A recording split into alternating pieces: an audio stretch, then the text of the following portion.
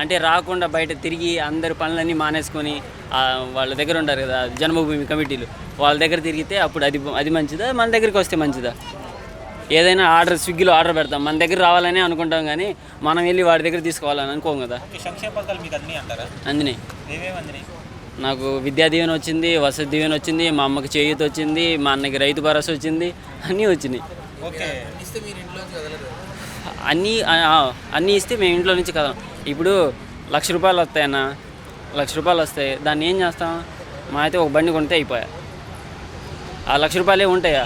జగన్ పథకాలు ఇచ్చి మళ్ళీ నిత్యావసర ధరలు రేట్లు పెంచడం, మళ్ళీ దాంట్లో ఎక్కువ వసూలు చేయడం చేస్తున్నారు. ఎక్కడ తక్కువ ఉన్నాయో చెప్తే అక్కడికి వెళ్ళి కొనుక్కుంటాం మేము. ఏ రాష్ట్రంలో తక్కువ ఉన్నాయని చెప్తే ఆ రాష్ట్రంకి వెళ్ళి కొనుక్కుంటాం, ఈజీ. ఓకే. సంక్షేమ పథకాలు విద్యా వైద్య రంగంలో బాగానే డెవలప్ అయ్యింది అంటారు. ఏపీకి 3 క్యాపిటల్లో అభివృద్ధి లేదంటారు. మెయిన్ యువతకు కూడా ఉద్యోగాల్లో అంటారు.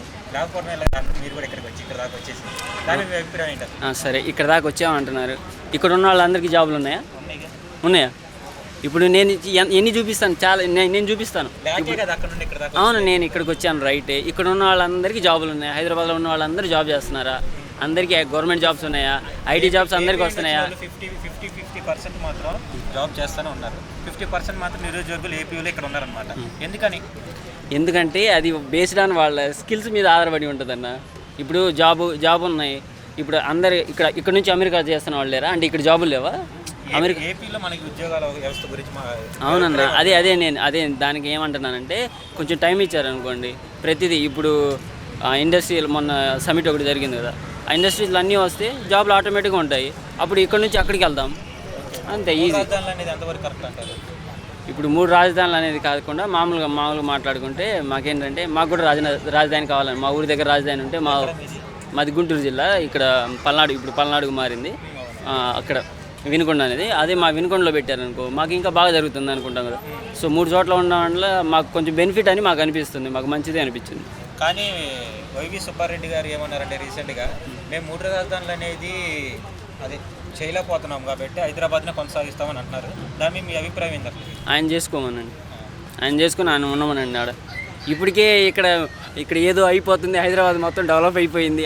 హైదరాబాద్ డెవలప్ అవుతుంది, అలా కాదన్నట్లేదు, కానీ ఇక్కడే మొత్తం ఉంది, ఇక్కడ లేకపోతే మనకి ఏం లేదు అన్నట్టుగా మాట్లాడుతున్నారు. అది కాదు, అది నిజం, అసలు అది కాదు. హైదరాబాద్లో జాబ్ లేని వాళ్ళు ఒక 10 మందికి జాబ్ ఉంటే 20 మందికి జాబులు లేవు హైదరాబాద్లో. ఆ కష్టాలన్నీ మాకు తెలుసు, కాబట్టి అది కరెక్ట్ కాదు. ఇక్కడ కొనసాగదు. కన్ఫామ్గా 3 రాజధానులు చేస్తారు, ఫ్యూచర్ బాగుంటుంది అనుకుంటున్నాం మేమైతే. ఓకే, మీరు పక్కా జగన్మోహన్ రెడ్డి గారు వస్తారని అంటున్నారు కదా. వైనాట్ 175 ఆయన కూడా గట్టి చూస్తున్నారు కదా, మరి ఎమ్మెల్యేలను ఎందుకు మారుస్తున్నారు అంటారు? అసలు ఎమ్మెల్యేలను మార్చడానికి కూడా ఒక రీజన్ ఉందన్న. ఇప్పుడు ఏంటంటే కొన్ని పథకాలన్నీ మా దగ్గరికి వస్తున్నాయి. కొన్ని పనులు ఉంటాయి కదా, ఆ పనులు ఏంటంటే మనం ఎమ్మెల్యే దగ్గరికి వెళ్ళాల్సి వచ్చింది. అలాంటి టైంలో వాళ్ళు చేసే వాళ్ళ బిహేవియర్ని బట్టి జనాల్లో వ్యతిరేకత అని వస్తుంది.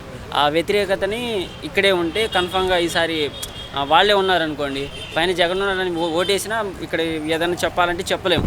అదే మార్చారనుకోండి డైరెక్ట్గా వెళ్ళి కలవచ్చు అనే దాని మీద మారిస్తే మంచిదే జరుగుతుంది అనుకుంటున్నాం. వాళ్ళ సొంత సిల్లి కూడా కాంగ్రెస్లో జాయిన్ అయింది కదా రీసెంట్గా, తను అన్న మీద కామెంట్స్ చేస్తుంది కదా, దాని మీద మీ అభిప్రాయం ఏంటంటే? ఆమె రాజకీయ భవిష్యత్తు వేరే ఆ పెద్ద పార్టీలో ఉండే నాకు పెద్ద పదవులు వస్తాయి ఇది అనుకుంటుంది, కానీ అది అయిపోగానే ఆమెను ఈజీగా బయటికి తోసేస్తారు. ఆ విషయం ఆమెకు అర్థం కావట్లేదు. ఎవరన్నా ఉంటే కొంచెం గట్టిగా అర్థమయ్యేలా చెప్పి ఉంటే బాగుండేది. ఓకే, జగన్మోహన్ రెడ్డి గారు సింగిల్గా వస్తున్నారు కదా, గెలుస్తారంటారా? పక్కాగా గెలుస్తారన్న. ఎందుకు ఎబో 100 వస్తాయి పక్కాగా. దక్కుతాయి. ఎబో 100 కన్ఫామ్గా వస్తాయి. మళ్ళీ వైసీపీ ప్రభుత్వమే వస్తుంది. Okay, thank you.